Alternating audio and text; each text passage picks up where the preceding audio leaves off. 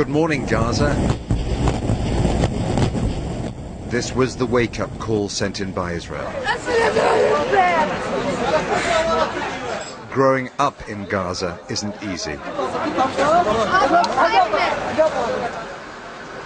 Not far away, nowhere is far away in this scrap of land, is the rubble left by the Israeli strike on Sunday that killed 10 members of the Dalu family, including 4 children under 7, and 2 neighbors.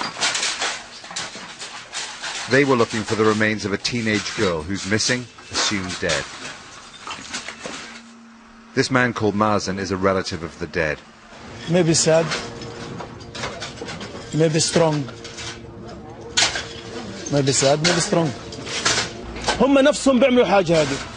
We're getting tougher, he said, more solid. And when they kill the parents of a boy, he will look for revenge. During the last 2 years, the Arab-Israeli conflict has been overshadowed by the dramatic changes elsewhere in the Middle East.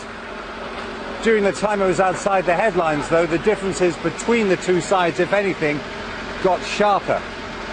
What makes this crisis difficult and dangerous is the fact that it's happening in a region that is more unstable than at any time since the 1950s. Hamas released video of rocket launches. The events of the last few weeks will, they hope, silence radicals here who said they'd forgotten how to fight Israel. In Cairo, Khaled Meshal, the leader of Hamas, said a land invasion would be a political disaster for Israel's prime minister. If they want a truce, the one that started the war should stop it. And then we have our demands and our conditions. Israel's border towns were much quieter than Gaza. It's still an ordeal for the people there.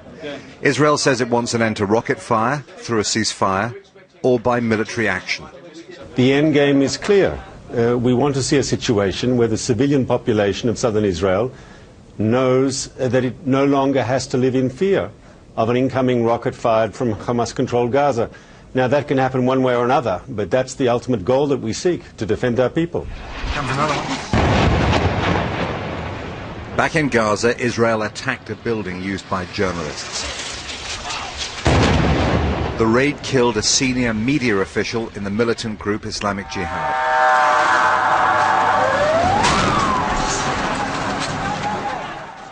Another strike came in just down the road. Civilians on both sides need a ceasefire, but their political leaders in Gaza and Israel want to show that all this was worth it. Jeremy Bowen, BBC News, Gaza.